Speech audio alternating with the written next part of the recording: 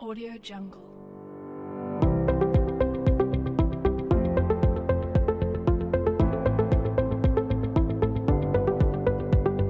Audio Jungle.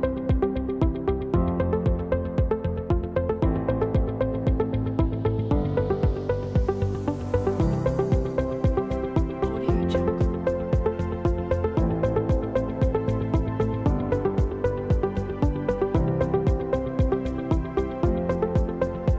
Audio Jungle.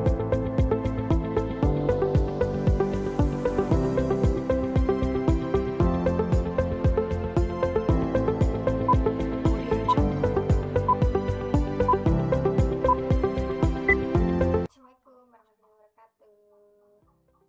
Halo teman-teman online semua. Di sini saya akan menyampaikan materi tentang gangguan sistem pencernaan dan cara penyembuhannya. Ada beberapa gangguan pencernaan yang ada di mulut, esofagus, lambung, usus, dan lain-lainnya. Yang pertama di gangguan pada mulut. Ada dua gangguan pada mulut. Yang pertama perotitis. Apa sih perotitis? Kalian kan nggak tahu ya perotitis itu apa. Perotitis itu gondong, yaitu infeksi pada kelenjar perotitis. Penyebabnya yaitu virus paramyxovirus yang menyerang di kelenjar air ludah di bagian bawah telinga. Nanti di sini bisa. Nah, akibatnya kelenjar ludah menjadi bengkak.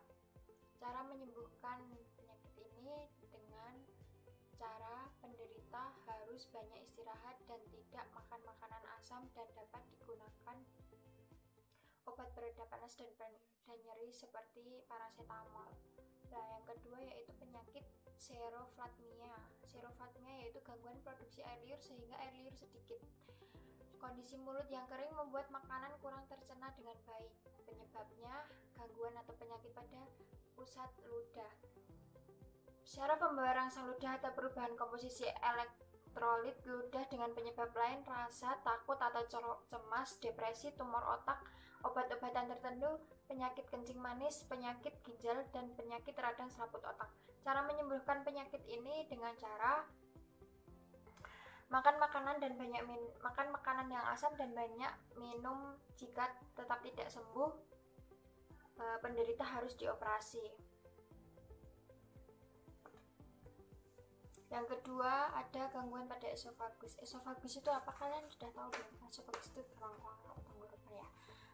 Pokoknya bagian di sini. Nah, terdapat 4 gangguan pada esofagus, diantaranya asalasia atau akalasia, yaitu ketidakmampuan untuk menyalurkan makanan pada kerongkongan karena peristaltik yang lemah dan tidak teratur. Penyebab kegagalan sfinkter esofagus di bawah untuk berelaksasi secara sempurna sewaktu menelan. Akibatnya makanan dan cairan tertimbun dalam esofagus di bagian bawah.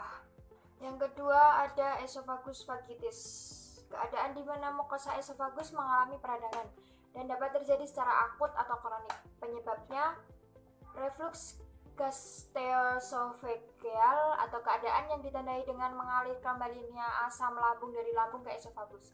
Yang ketiga ada karsinoma esofagus, yaitu pertumbuhan ganas dari sel-sel epitel yang cenderung menginfiltrasi jaringan sekitar esofagus dan menimbulkan metastasis, yaitu penyebaran tumor atau kanker pada saluran esofagus.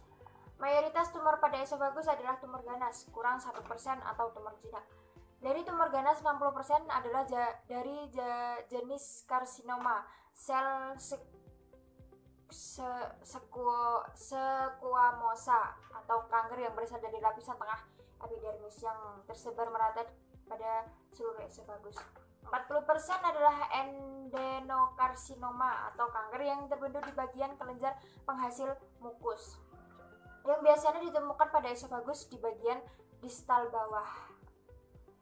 Yang terakhir ada gastroesophagus, merupakan aliran balik isi lambung atau duodenum di dalam esofagus, baik pada orang dewasa maupun anak-anak. Reflux yang berlebihan dapat terjadi karena sfinkter esofagus tidak kompeten atau gangguan motilitas makanan. Kekambuhan refluks tampak meningkat sesuai penambahan usia. Lalu yang ketiga ada gangguan pada lambung. Ada beberapa gangguan pada lambung, diantaranya yaitu gastritis. Gastritis yaitu radang akut pada dinding lambung. Penyebabnya makanan yang kotor dan infeksi mikroorganisme serta kelebihan asam. Ada juga kolik rasa sakit pada saluran pencernaan akibat penyumbatan saluran pencernaan. Penyebabnya banyak konsumsi makanan cabai dan alkohol. Jadi jangan makan cabai banyak-banyak dan alkohol, nggak boleh kan. Lalu tukak lambung, luka pada lambung yang umumnya disebabkan oleh infeksi bakteri tertentu, sehingga ada luka pada dinding lambung bagian dalam karena akibat HCl yang berlebih. Cara menyembuhkannya, antibiotik untuk membunuh bakteri, obat-obatan yang disebut proton pump inhibitor atau PPI, omeprazole. Untuk mengurangi produksi HCI, PPI, derivat benzimidazole yang bekerja pada bagian sekretori sel-sel parietal lambung dan berkaitan dengan saluran ion H+ atau K+ min ATPase atau pompa proton, dan yang terakhir peritonitis, yaitu peradangan yang biasanya disebabkan oleh infeksi pada selaput, rongga perut atau peritoneum. Peradangan ini merupakan komplikasi bahaya yang sering terjadi akibat penyebaran infeksi dan organ-organ abdomen, misalnya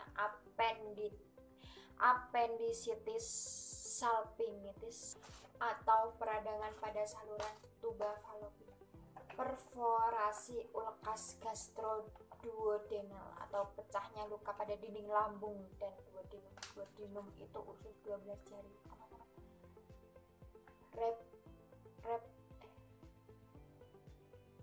Ruptura atau robeknya saluran cerna, komplikasi pasca operasi, iritasi kimiawi atau dari luka tembus abdomen. Cara menyembuhkannya penyakit ini dengan cara memasukkan balon kateter melalui mulut ke dalam kerongkongan dan mengembangkannya balon tersebut untuk menekan daerah yang berdarah. Peredaran pada lambung sering dapat dihentikan melalui endoskopi. Endoskopi adalah metode untuk melihat bagian di dalam tubuh menggunakan tabung fleksibel yang memiliki kamera kecil di ujungnya.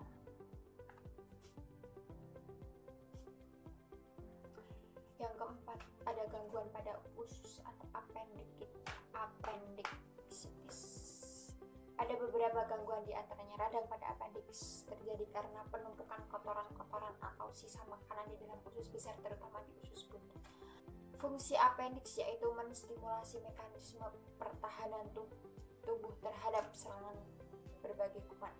Cara menyembuhkannya yaitu bedahan segera dilakukan untuk mencegah terjadinya ruptur atau robeknya atau putusnya otot, terbentuknya abses atau nanah atau peradangan pada selaput rongga perut atau peritonitis,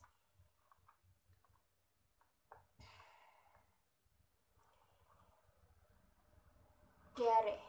Proses defekasi terlalu sering dengan feses yang banyak mengandung air pada diare. Infeksi paling luas terjadi pada usus besar dan pada ileum.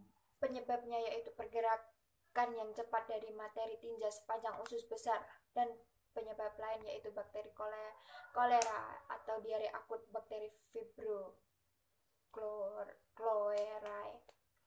Bakteri lain seperti Bacillus patogen usus besar, makan makanan yang asam, pedas, atau bersantan, atau konsumsi alkohol berlebihan karena membuat usus kaget.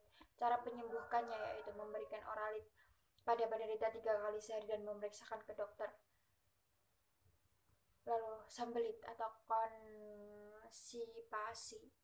Defekasi berlangsung lambat karena usus besar mengabsorpsi air terlalu banyak sehingga fases kering dan keras. Penyebabnya kebiasaan buang air besar dan tidak teratur, dan kurangnya minum air putih, kurangnya makan makanan yang berserat, yaitu sayur dan buah. Pencegahannya dengan cara dianjurkan untuk membuang air besar teratur setiap hari dan banyak makanan sayuran dan buah-buahan. Cara menyembuhkannya, makanan-makanan yang mengandung serat tinggi, yaitu pepaya misalnya, dan memberikan suplai obat pada penderita. Selanjutnya ada hemoroid atau ambeien atau wasir. Ini sangat-sangat sakit. Mungkin keadaan membengkaknya vena pada anus, gangguan buang air besar dan terjadinya pembengkakan di dalam bag pembuluh vena di dalam anus, sehingga saat buang air besar penderita akan mengalami pendarahan. Penyebabnya batuk kronis, duduk terlalu lama, kegemukan, mengejan yang terlalu keras. Mengejan itu mengeden. Selanjutnya ada gangguan pada pankreas. Yang pertama, pankreatitis, yaitu peradangan pada pankreas. Yaitu yang pertama pankreas akut, itu berlangsung secara cepat, dan pankreasitis kronis atau berlangsung cukup lama. Penyebab umumnya yaitu alkohol lagi, dan terhambatnya tonjolan vateri atau akhir saluran pengeluaran pankreas oleh batu empedu. Dampak terburuknya yaitu kematian 70% sampai 90%. Jadi hati-hati jika atau jangan mengonsumsi alkohol. Dan bahayanya kasus kematian sebagian terjadi hanya dalam kurun 2 minggu setelah gejala nyeri timbul. Yang keenam, gangguan pada sistem digestif yang lainnya. Ada 2, yaitu salmonella, gangguan pada alat pencernaan atau akibat keracunan makanan dengan penyebab yaitu bakteri seperti Salmonella typhi atau tifus, dan Clostridium tetani atau kaku otot, kelumpuhan bahkan kematian. Dan bakteri Clostridium umumnya terdapat pada makanan kaleng yang kadaluarsa. Ya, itu tadi teman-teman penjelasan materi saya. Maaf jika ada contekan karena saya tidak terlalu hafal. Jangan lupa like, comment, and subscribe. Terima kasih sudah menonton video ini. Jika tidak tahu, tolong ditanyakan di kolom komentar di bawah ya. Assalamualaikum.